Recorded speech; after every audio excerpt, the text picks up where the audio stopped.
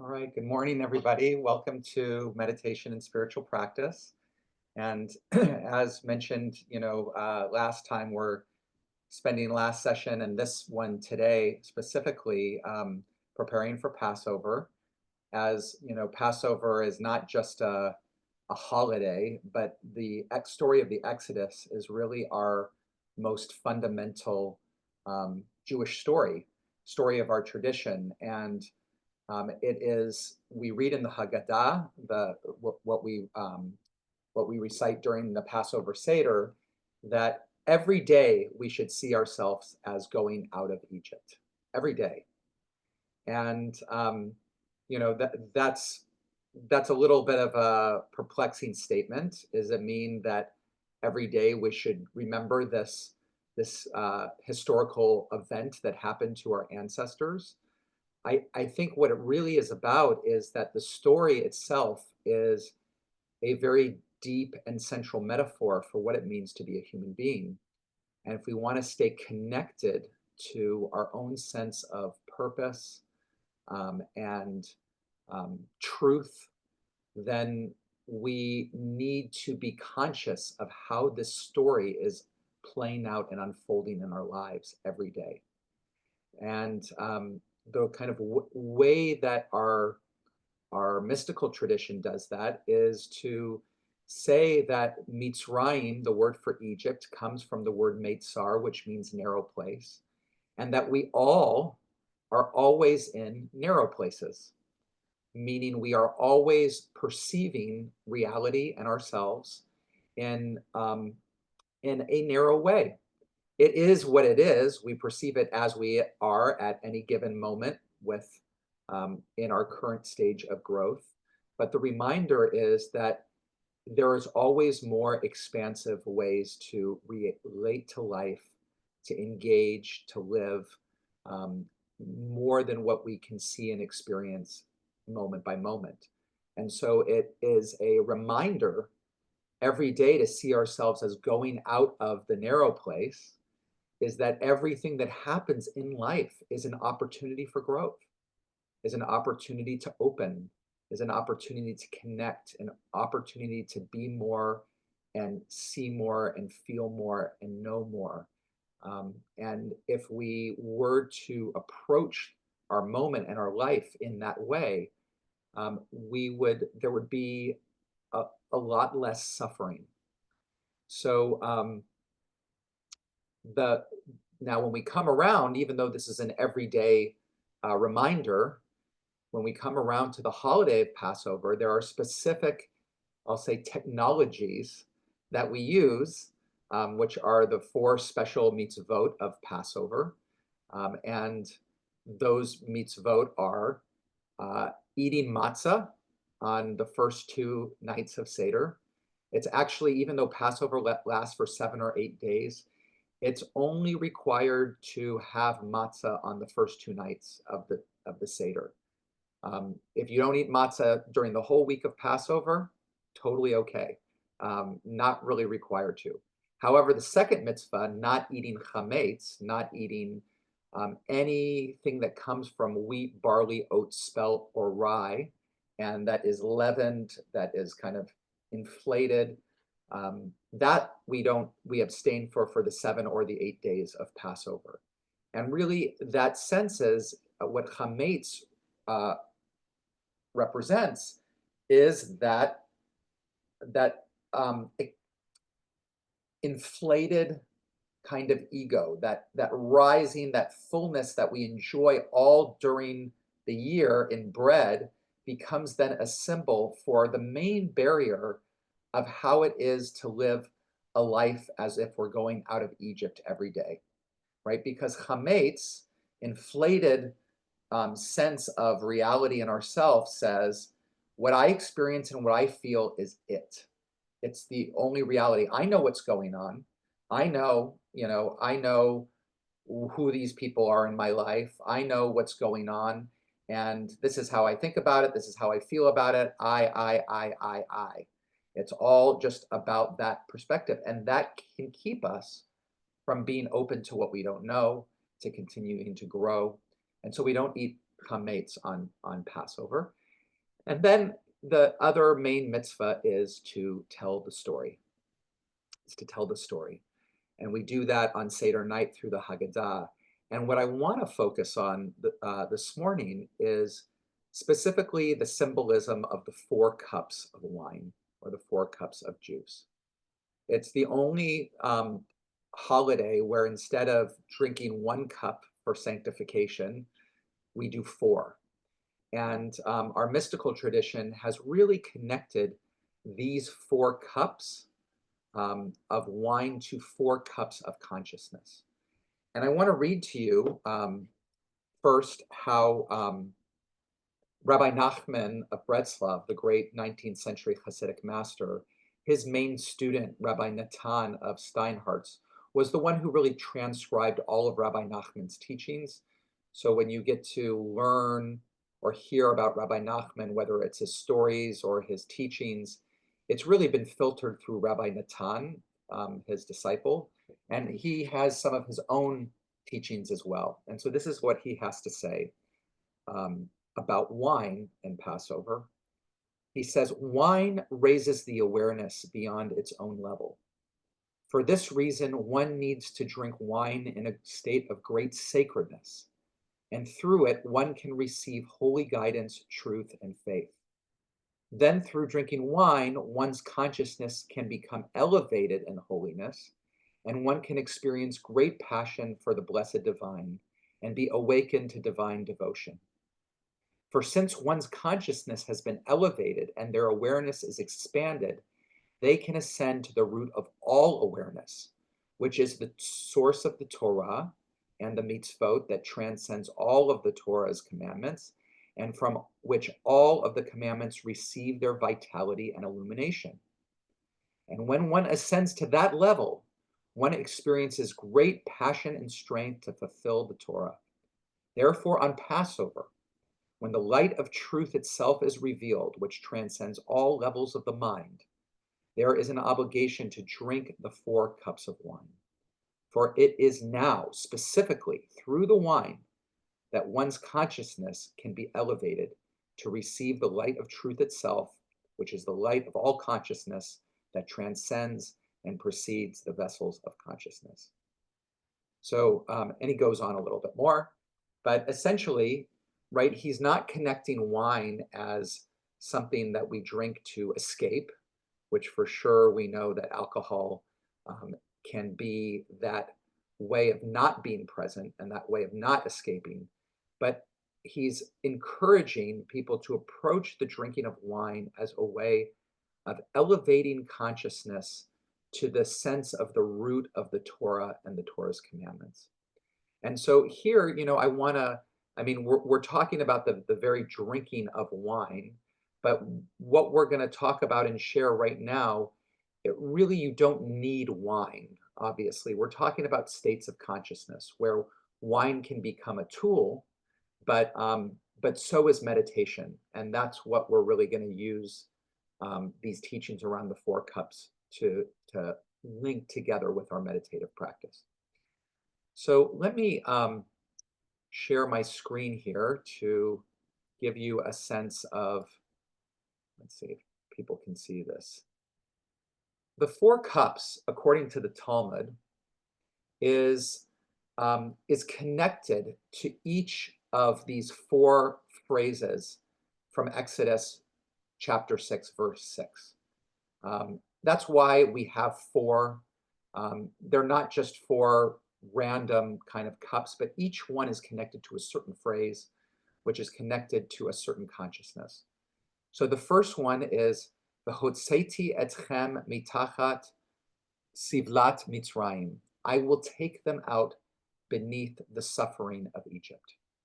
Okay, right? This very statement, one could connect in a meditative way to say, if I want to be present to that divine light and that divine source that is the source of reality at every moment, I first have to stop from all of the things I have to do or the burdens of my life.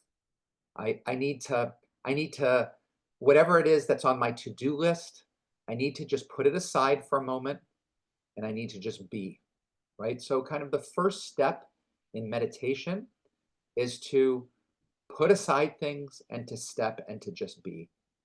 And this is also, even when in the midst of ritual, when each of us have our Seder, there can be a temptation to, as we say Kadesh, the blessing over the first thing of wine, that, we've got our kind of checklist of things to do to get through the Seder. And even the very things, the bringing out the food, the details are still kind of burdens that could be on us. And so for a moment, we just need to put all the things we have to do aside and say, I'm going to be here and be present. So that's the first stage. The second one is hitzalta etchem me'avodatam. I will rescue them from their servitude. Right? I will rescue them from their servitude. And here there is a Hasidic teaching that really kind of puts that this statement is about disidentifying from all thoughts, sensations, things that we are experiencing on a moment-to-moment basis. So what does it mean to disidentify? It means that in a moment that we are present in meditation to what's happening in our experience, our breath, our body, all of that, that we don't hold too much to any particular one. We let it be, we're aware of it, we're present to it, but our mind is not contracted around it. We're not choosing on the conscious or unconscious level to be with any particular part of our experience. We're not identified. If we experience some kind of feeling in uncomfortable feeling in our shoulders, let's say a tightness in our shoulders, and we feel that pain or the tightness, we're not saying that's my pain or that's my tightness. We're not identifying with it, but we're just noticing tightness, heat, pain, whatever it is, not mine, but just what is. And our attention is broad into all of the aspects of what we're going through. So that's the second piece. The third, v'ga'alti etchem bizroa nituya uvish patim gedolim, right? I will redeem them with an outstretched arm and great wonders. Bizroa nituya, an outstretched arm. This is on the Seder plate. The shank bone is called the zeroa, which is kind of the arm. And it's really this sense of, the image is of God kind of reaching down. If we think about God in that anthropomorphic way, of God reaching down and bringing the Israelites out. It's also this way of, in consciousness, of starting to become aware that every part of our experience is an expression of the divine presence. Everything, in sense, it's the divine presence is reaching to us through our moment-to-moment experience. And now it's not just breath and body or sounds that I'm aware of, but now it is the Holy One that is reaching towards me in the very nature of what I'm going through. And then finally, Lakachti etchem li la'am v'hayiti lachem lelohim. And I will take them to be my people, and I will be their God. Right? So this is the word lakachta, to take, is also a word that's used in the Talmud to talk about marriage. Right? I will take them to be my people. It's a sense of all of a sudden now it's not God and us, but there is a union. The us and God have fallen away, and there is just God. There is just God together, all of us. So that is really that kind of description. Those four cups could be, talking about different aspects of meditative awareness, which we're going to practice in a moment. But I think the invitation, not only as we practice now, but as we go through our Seder, to think about each one of those stages as we drink each cup of wine, right? So the first one is just arriving, right? Arriving to the Seder, and we're getting here, and we need to put everything aside, and so it's really this commitment to be there. And then the second cup happens right after, at the end of the Magid, right before the meal, at the end of the telling the story. We've now talked about slavery, we've talked about freedom. Now I'm going to disidentify all those things that are part of my life that I hold on so tightly to say, this is mine. Now I'm going to be open to letting it go, to letting it be kind of the divine unfolding that I'm a part of. And then as we get farther along and we say Birkat Hamazon, thanks for the food afterwards, and we're on our third cup, we're now beginning to look around us and experience everything in our world as an expression of divine presence, as everything. And then finally, Hallel at the end for the fourth cup. We're just in the middle of God. And of course, we don't have to wait. You don't have to wait till that final consciousness experience till the end of the Seder, but it's just to kind of hold these, each of these cups of wine are touchstones. Okay, let's find a comfortable place to sit for a period of time without moving around too much. We'll start with a melody with a nigun, and then move into our meditation.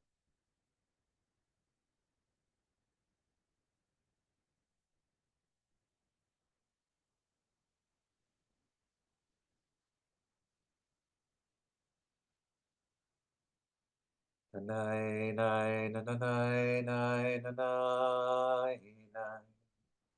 Nanai, nai, nanai, nai, nanai. Nanai, nai, nanai, nai, nanai, nai. Nanai, nai, nanai, nai, nanai. Ai, rai, rai, rai, ai, ai. Ai, rai, ai, rai, ai. Ai, rai, ai, rai, ai, ai, ai, ai. Ai, rai, ai, rai, rai, rai, rai.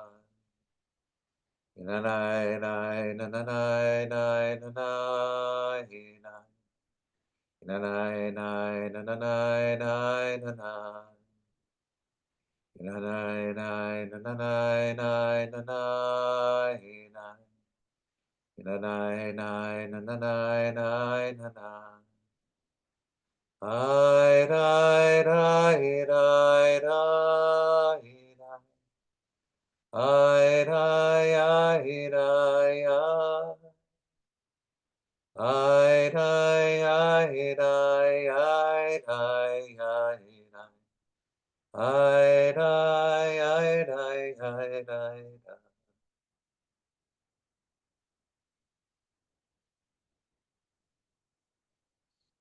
Begin to settle into your body. Notice the pressure of your bottom and the chair, the contact between your feet and the ground. Just noticing that pull of gravity, creating pressure on your bottom, the bottom of your feet. Notice the length of your legs that come out from your feet all the way to your hips. Notice the length of your spine from the bottom of your spine to the top of your head. Noting how there's this just slightest effort to sit up straight, even with that slight pull of gravity, offering the smallest amount of resistance. Notice the way the arms hang out of your shoulder sockets and the resting place of your hands. Notice the surface of your face where the air touches it. And really becoming aware of your full body in space, the shape of it, as you notice where the inhale enters the nostrils or the mouth. And you notice the body expanding to make room for the inhale. And then that moment where the inhale switches to an exhale and the body contracts.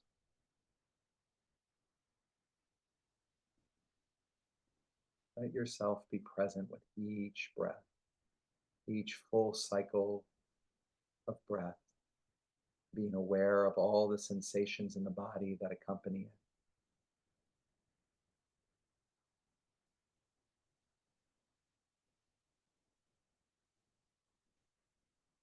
Really giving your full attention to each moment. We've put aside anything else that we have to do. We've given ourselves this moment to be present here with each other. That's the first cup. It's our intention to be here, to let everything else go.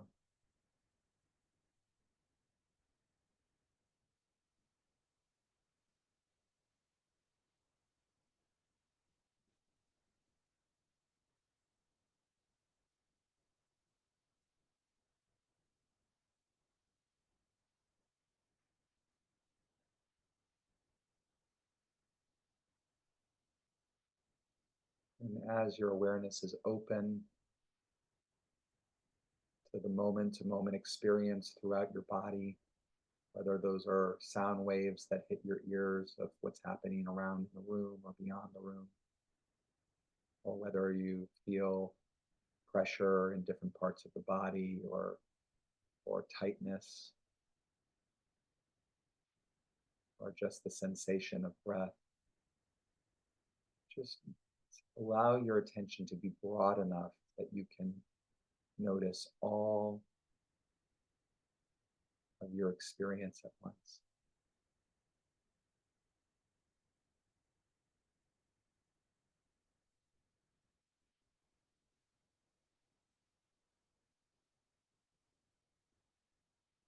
Try just letting all of your experience rise and fall to just be what it is, that it's not yours anymore. It's not my breath. It's not my body. It's not my tightness. It just is. It's just the tightness that's arising. It's just the breath that's moving in. Let go of having to identify, having to possess, having to make it yours. Let it just be what is here. That's the second cup.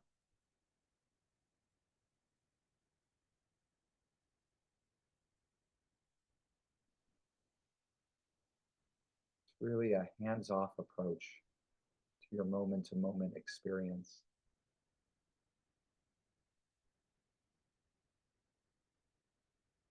Just letting it be.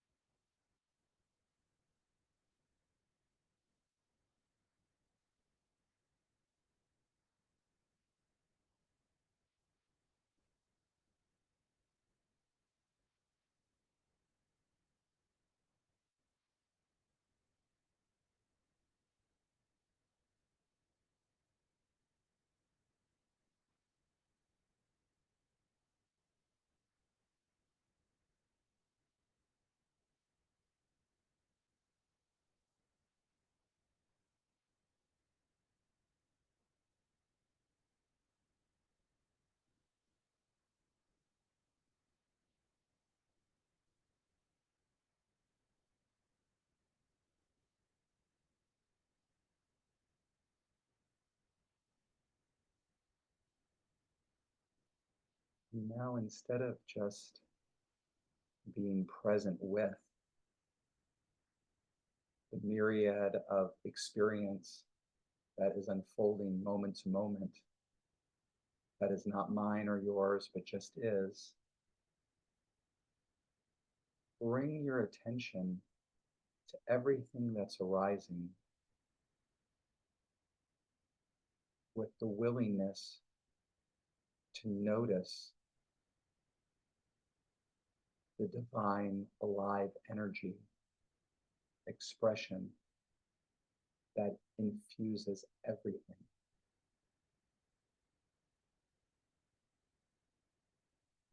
And now it's not just the rising and falling of breath, the expansion and contraction, and all the sensations that go along, but it is alive, vibrant energy, holiness, that is that expression of expanding, contracting breath. We're still present to the same experience, but instead we're giving our attention to it with a willingness to notice its vitality, its aliveness, its depth, and the knowingness that this is an expression of the divine source, everything in our field of experience.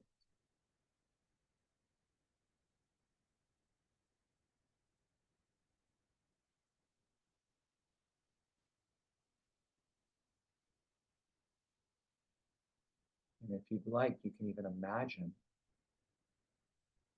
that the Holy One is reaching out to you through your moment to moment experience. That everything, from the tightness in a shoulder to the sounds around you in your room, beyond it, to the movement of breath, that everything is the divine reaching out to you in this moment for connection, for relationship, reaching out to you with love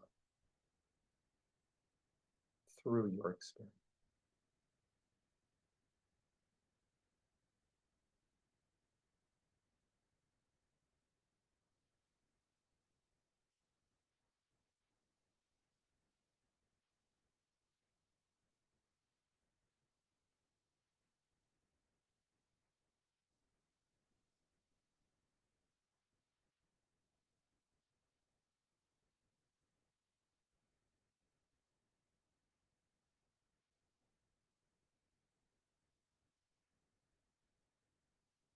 This is the third cup.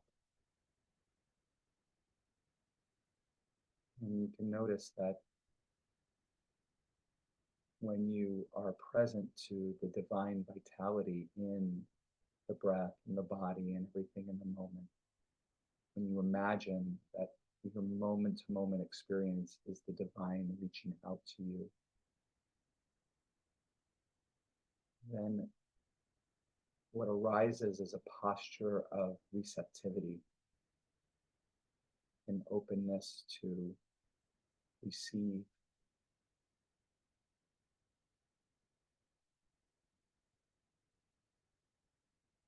to embrace.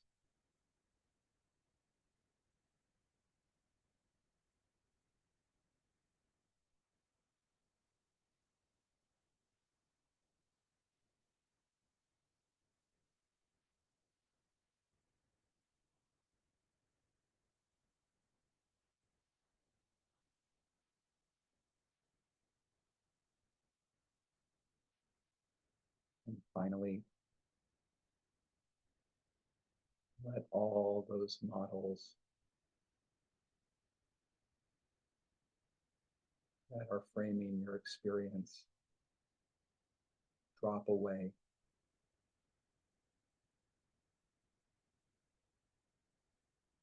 as completely merge with the divine reality. All there is God. Fourth cup. There's no me paying attention to this. There just is divine moment by moment by moment. No beginning, no end.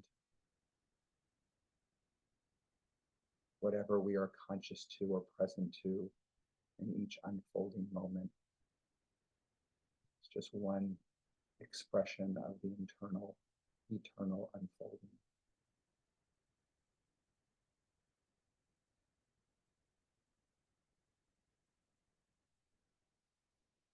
Quiet now, and you can just be in the presence.